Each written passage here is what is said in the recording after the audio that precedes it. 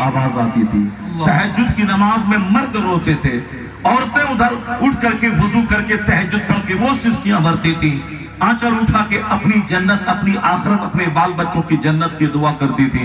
यानी मुसलमानों के घर की पहचान थी जहां रात के आखिरी पहर में इस्तिगफार की आवाज आए, जहां से तौबा की आवाज आए, जहां से अल्लाह से भीख मांगने की आवाज आए, जिसकी बात कुरान में अल्लाह ने की है, वो यस्तगफिरूना बिल असहार। यानी ये वो मुसलमान सेलेक्टेड लोग हैं जो रात के आखिरी पहर में अल्लाह के सामने इस्तिगफार करते हैं। वल मुस्तगफिरीन बिल असहार, कुरान में आया है अल्लाह के पसंदीदा बंदे वो हैं जो रात के आखिरी पहर में अल्लाह से गुनाहों की माफी की भीख मांगते हैं। कुरान कहता है ततजाफा जुनूबहुम अनिल मदाजिर यदऊन रब्बहुम खौफन व तमा, यानी वो सिलेक्टेड बंदे हैं अल्लाह के जो रात के वक्त में अपनी करवटों को अपनी बिस्तर से अलग कर लेते हैं और अल्लाह से डरते हुए जन्नत के शौक में वो अल्लाह के हुजूर रोते और गिड़गिड़ाते हैं। ये है वो अल्लाह के नेक बंदों की खुसूसियत जो रात में बिस्तर से करवटें अलग हो जाती हैं, आंसू बहाने लगते हैं, इस्तिगफार करते हैं। वल्लज़ीना युबीतूना लिरब्बिहिम सुज्जदन व क़यामा, यानी ये अल्लाह के मखसूस बंदे हैं जो रात सजदे और क़याम में गुजार देते हैं। वो काफिरों का गांव है जिस गांव में न सजदा हो, न इस्तिगफार हो, न आहे सहरगाही हो। मुसलमानों की बस्ती की पहचान है जहां रात के आखिरी पहर में कुरान की तिलावत की आवाज आती हो, अल्लाह के डर से रोने सिस्कियां भरने की सदाएं आती। लेकिन आज मुसलमानों की बस्तियों का हाल यह है कि जहां से टेलीविजन की आवाज आ रही है, जहां से व्हाट्सएप यूट्यूब चलाने की आवाज आ रही है, यानी अक्ल भ्रष्ट हो गई। मस्जिद में मोबाइल, जलसे में मोबाइल, स्टेज पर मोबाइल, 24 घंटे मोबाइल। जिस मुंह में अल्लाह का जिक्र रहना चाहिए उस मुंह में गुटखा, उस मुंह में पान, उस मुंह में साहब रजनीगंधा, शुद्ध फलस। मरेगा तो कलमा पढ़ने की तौफीक कैसे मिलेगी? फरिश्ता 1 मिनट की मोहलत नहीं देगा, उस वक्त तो कलमा भी नहीं पढ़ पाओगे। क्या किस गुटखा के चक्कर में पड़े हो जो वो गुटखा फेंकता है बेसिन में तो लगता है जैसे मुंह से कोई पाखाना कर दिया।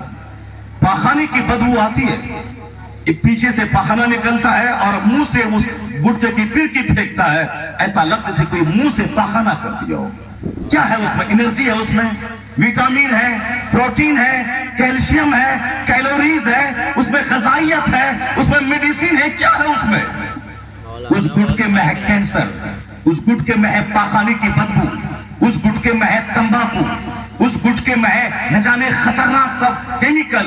तो फिर जो हमारे लिए न मशरूब का काम करे, न रोटी का काम करे, न चावल का काम करे, न पानी का काम करे, न दूध का काम करे, तो आखिर क्यों अपने मुंह से पाखाना करते हो? क्या हो गया? क्यों अकल चौपट हो गई? कुरान पढ़ने की तौफीक कहां से मिलेगी? दुरूद पढ़ने की तौफीक कहां से मिलेगी? मुंह में तो गुटखा भरा। क्या जाहिल, क्या पढ़ा लिखा, क्या बेपढ़ा, सबका यही हाल है। हुजूर ने सच कहा था 1400 साल पहले, आका ने कहा था एक जमाना ऐसा आएगा कि लोगों की अक्लें छीन ली जाएगी। सरकार की हदीस है, हुजूर फरमाते हैं तुम सहो अकूलो अक्सरे सालिका समान सयाती अलन्ना से समानो। अनकरीब लोगों पर एक ऐसा जमाना आएगा कि लोगों की अक्लें छीन ली जाएंगी। लोग दीवाना पागल की तरह करेंगे। पागल ही तो है वो जो रोटी नहीं खाता हो, जो सेब नहीं खाता हो, संतरा नहीं खाता हो, बादाम नहीं खाता हो, पिस्ता नहीं खाता हो, गुटखा खाता हो, जो कुरान लेके नहीं बैठा हो, मोबाइल लेके बैठ गया हो। पखाना करने की अलग जगह है, खाने का अलग टाइम है, सोने का अलग टाइम है, मगर मोबाइल चलाने का कोई टाइम नहीं है। 24 घंटे में कोई टाइम फिक्स कर लो मोबाइल चलाने के लिए नहीं, सारा वक्त मोबाइल लिए फिरना है। दरगाह में, जलसा में, मस्जिद में, मदरसा में, स्टेज पर, हर जगह मोबाइल ले रहा है जैसे मोबाइल का रसिया और भूखा, इसके बगैर ये जिंदा नहीं रह सकता। अक्ल चौपट और भ्रष्ट हो गई। हुजूर ने कहा था 1400 साल पहले अखीर जमाने में लोगों की अक्लें छीन ली जाएंगी, लोग पागलों की तरह करेंगे। शादी इतना सिंपल इस्लाम ने बनाया था कि 2 गवाह हैं, اور لڑکا لڑکی ایجاب قبول کر لے کہ میں نے اپنے آپ کو تیرے نکاح میں دیا، لڑکا بولے میں نے قبول کیا، بس ہو گئی شادی، ہو گیا نکاح۔ اتنا سمپل نکاح تو اسلام نے بنایا تھا کہ صرف 2 گواہ موجود رہیں اور نکاح ہو جائے۔ لیکن آج کافروں کا دیکھا دیکھی، مشرکوں کا دیکھا دیکھی، کیا حال ہو گیا؟ زنا 100 روپے میں ہو رہا اور شادی 1 کروڑ روپے میں ہو رہی۔ زناکاری آج کل چوک چوراہے پہ ہو رہی ہے اور شادی منڈپ سجا کے 5 لاکھ روپے کا ڈیکوریشن کر کے 1,000 کاروں کے ساتھ کار کا قافلہ لے جا کے تب شادی ہو رہی ہے۔ اور زنا جہاں چاہے وہاں ہو، شادی کے لیے چاہیے 1 کروڑ روپے، 50 لاکھ روپے۔ اس 40 سال کی بیٹیاں بوڑھی ہو رہی ہیں اور اس کی کوئی فکر نہیں ہے، مگر جب تک تمام لوازمات، ہلدی کی رسم، کپڑا خریداری کی رسم اور صاحب مہندی کی رسم، یہ رسم وہ رسم جب تک نہ ہو، وہ کوئی شادی ہے کیا؟ عقل بھرشٹ ہو گئی۔ حضور نے 1400 سال پہلے کا اخیر زمانے میں لوگوں کی عقلیں چھین لی جائیں گی، لوگ پاگلوں کی طرح کریں گے۔ سامنے والا آدمی مالدار ہے، چلو ان کے پاس دولت ہے، 100 کار کا قافلہ لے کے گیا، میں غریب آدمی ہوں، میرے پاس پیسہ اتنا نہیں ہے، تو ہم 2 کار سے جا کر کے شادی کر کے آ جائیں۔ ہم جو چاہیں گے کہ ان کی طرح مقابلہ کریں، میرے سے بڑا پاگل کون ہوگا؟ ان کے پاس تو دولت ہے، میرے پاس دولت نہیں ہے، تو ہم جیسے ہیں ویسے رہیں۔ حضور نے مسجد نبوی میں اپنی بیٹی فاطمہ الزہرا کی شادی کر دی چند صحابہ کرام کی موجودگی میں۔ کون؟ جنت کے مالک مصطفیٰ، جو چاہتے تو 1 لاکھ صحابہ کا کھانا جنت سے منگوا لیتے، اپنے داماد علی کو سونے کا تاج جنت سے منگوا کے پہنا دیتے، اپنی بیٹی فاطمہ الزہرا کو سر سے لے کے پاؤں تک گہنا جنت کی حوروں کے ذریعے منگوا لیتے۔ اور کوئی بتائے کہ فاطمہ الزہرا کو حضور نے کوئی جنت سے لا کے گہنا دیا ہو؟ بتائیں کوئی اپنے داماد علی کو تاج پہنایا ہو؟ 1 لاکھ صحابہ موجود تھے مکہ مدینہ میں، سب کو بلا کر کے کھانے کی دعوت دیا ہو؟ نہیں، پرانے کپڑے میں مسجد نبوی میں جو دنیا کا سب سے نفیس ترین انسان علی، سب سے نفیس ترین خاتون سیدہ فاطمہ، اتنے زبردست جوڑے کا نکاح سمپل انداز میں پرانے کپڑے میں مسجد میں چند صحابہ کے بیچ میں کرا دیا ہو، نکاح کرا دیا ہو۔ یہ بتائیں قیامت تک اس نکاح کی کوئی مثال ہوگی تاکہ قیامت تک میرا کوئی غلام شادی کو بوجھ نہیں بنائے، بلکہ اگر 50 بیٹی بھی کسی کے پاس ہو، اگر مسجد میں سمپل ڈھنگ سے نکاح کو فروغ دیا جائے، نہ 1 بیٹی ماری جائے گی نہ 50 بیٹی ماری جائے گی، شادی سمپل رہے گی تو جینا آسان ہو جائے گا، زنا مشکل۔ زبان سے عشق محبت، عشق محبت، عشق محبت، عشق محبت، زبان سے، اور کام سارا کافروں کا، کام سارا مشرکوں کا، اور کام سارا فلم کے جوکروں کا۔ مصطفیٰ کی پیروی کہاں؟ پیروی تو امیتابھ کی ہے، پیروی تو فلم کے ڈانسر کی ہے، پیروی تو فلم میں ناچنے والی، نیم برہنہ کپڑا پہننے والی عورتوں کی پیروی ہے۔ وہ کیسے پہنتی ہے ویسے میری بیٹی پہنے، وہ کیسے ناچتی ہے ویسے میری بیٹی شادی میں ناچے۔ 80 سال کی بڑھیا کو بھی لوگوں نے نہیں چھوڑا، شادی میں نچوا دیا۔ 70 سال کی بڑھیا کو لوگوں نے نہیں چھوڑا، نچوا دیا۔ میرے بیٹے کی شادی ہے میں ناچوں گی، میرے پوتے کی شادی ہے دادی بولتی میں ناچوں گی، میرے پوتے کی شادی 80 سال کا بڈھا بولتا میں ناچوں گا۔ یعنی دنیا میں ناچوں گا، گاؤں گا، کھیلوں گا، کودوں گا، یہی نعرہ ہے۔ کوئی یہ نہیں بولتا یہ وشال آسمان کیوں بنا ہے، یہ زمین سمندر پہ کیسے کھڑی ہے، یہ سورج آگ کا گولا کیسے ساری دنیا کو روشن کر رہا ہے۔ کون ہے جس نے سورج بنایا؟ کون ہے جس نے رات کا چاند دیا؟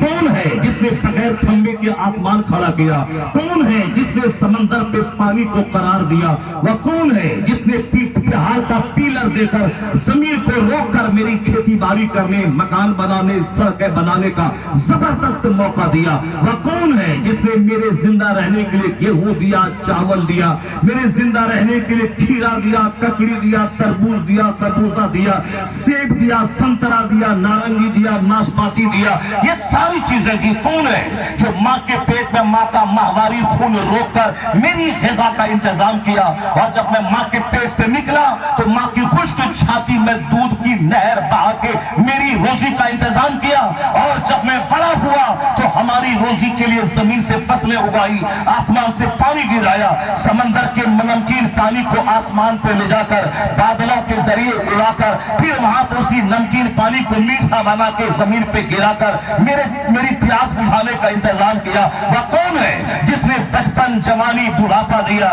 جس نے سکون قلب کی خاطر خواتین کو پیدا کیا، جس نے ہمارے پیار کے لیے میرے ماں کے سینے میں نرس سے زیادہ پیار ڈال دیا؟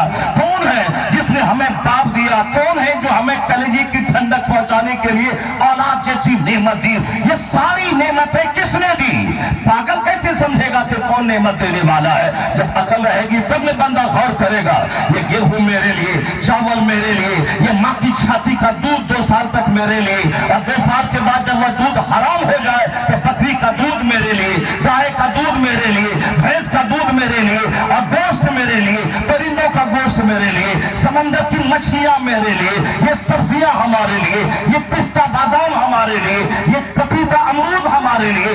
اللہ کھانے سے پاک، اللہ کا فرشتہ کھانے سے پاک ہے، یہ ساری نعمتیں میرے لیے ہیں۔ جب عقل رہے گی تب میں بندہ سوچے گا کہ میں کس کام کے لیے، میں گالی دینے کے لیے، میں ماں باپ کو مارنے کے لیے، میں زنا کرنے کے لیے، میں شراب پینے کے لیے اللہ کی زمین پہ رہو اور اللہ کی نافرمانی کرو؟ جب بندہ اس پر غور کرے گا کہ ساری نعمت ہمارے لیے تو ہم کس کام کے لیے، تب زمین سے آواز آئے گی۔ پر قرآن کہتا ہے وَمَا خَلَقْتُ الْجِنَّ وَالْإِنسَ إِلَّا لِيَعْبُدُونَ، ہم نے عبادت کے لیے تجھ کو پیدا کیا تاکہ ساری نعمت سے فائدہ تم اٹھاؤ، اپنی پیشانی کا سجدہ ہمارے لیے خاص کرو۔ نعرہ تکبیر، نعرہ رسالت، پیغام حق کانفرنس، جشن دستار حفظ القرآن۔ پاگل کیسے سوچے گا؟ جس کی عقل ہی چھین لی گئی ہے وہ کیسے سوچے گا؟ کون ہے جو آسمان بغیر کھمبے کے بنایا؟ کون ہے جو سورج چمکایا؟ سورج، ایک دن سورج کی روشنی اللہ چھین لے تو دنیا والوں کا جینا مشکل ہو جائے گا۔ اللہ تبارک و تعالیٰ کبھی کبھی سورج گہن، چاند گہن، سورج گرہن، چاند گرہن لگا کے روشنی چھین کے بتاتا ہے، دیکھ بتاؤ، لاؤ سورج۔ جو لوگ سورج کی پوجا کرتے ہیں، چاند کی پوجا کرتے ہیں، بتاؤ تیرا خدا تو سنکٹ میں پڑ گیا، اس کی روشنی ختم ہو گئی، کس کو تو خدا مانتا ہے؟ جو خود سنکٹ میں آ گیا، جو خود مصیبت میں آ گیا۔ خدا تو وہ ہے جو اپنے بندوں کا سنکٹ دور کرتا ہے، اور جب اس کو تو خدا کہتا ہے جو خود سنکٹ میں آ گیا، جو اپنی روشنی نہیں بچا پایا تو تیری روشنی تجھ کو کیا بچا پائے گا؟ اللہ روشنی چھین کر بتاتا ہے، خدا یہ نہیں ہے، خدا وہ ہے جو اس کو روشنی دیتا ہے، اس کی روشنی چھینتا ہے، خدا وہ ہے۔ عقل مند غور کرے گا۔ قرآن شریف دیکھیے قرآن میں کیا لکھا۔ قرآن کہتا ہے کہ یہ کتاب ہے برکت والی، جس کو میں نے نازل کیا ہے تاکہ لوگ اس کی آیتوں میں غور کریں، لِيَدَّبَّرُوا آیَاتِهِ وَلِيَتَذَكَّرَ أُولُو الْأَلْبَابِ۔ قرآن میں نازل ہونے کا مقصد کیا بتایا؟ کہ لوگ اس کی آیتوں میں غور کریں اور عقل مند اس سے نصیحت حاصل کریں۔ یہ قرآن نے کہا لِيَدَّبَّرُوا آیَاتِهِ، دے پونڈر، اور قرآن، یہ قرآن پہ غور کریں۔ صرف قرآن رٹ لینا کمال نہیں ہے، قرآن پاک کو سمجھنا اور قرآن پاک کے مطابق زندگی گزارنا یہ کمال کی بات ہے۔ حدیث میں آیا ہے من قرأ القرآن وعمل بما فیہ، جس نے قرآن پڑھا اور جو کچھ قرآن میں ہے اس پر عمل کیا تب انعام ملے گا اس کو۔ البس خالدہ تاج یوم القیامہ ضوءہ احسن من ضوء الشمس فی بیوتکم الدنیا۔ آقا فرماتے ہیں ان کے ماں باپ کو قیامت کے دن وہ عزت کا تاج پہنایا جائے گا جس تاج کی چمک کے سامنے دنیا کے سورج کی روشنی پھیکی پڑ جائے گی۔ کن کو؟ جو قرآن پڑھا اور جو کچھ قرآن میں ہے اس پر عمل کیا. من قرأ القرآن وعمل بما فیہ، جو کچھ قرآن میں ہے اس پر عمل کیا. قیامت کی نشانی ہے کہ اخیر زمانے میں حفاظ کی تعداد بے تحاشا ہو جائے گی. یعنی قرآن پاک صرف یاد کرنے والوں کی تعداد کیڑے مکوڑوں کی طرح ہو جائے گی. حشرات الارض، زمین کے کیڑے مکوڑوں کی طرح حفاظ کی تعداد ہو جائے گی. زمین کے کیڑے مکوڑوں کی طرح ہو جائے گی.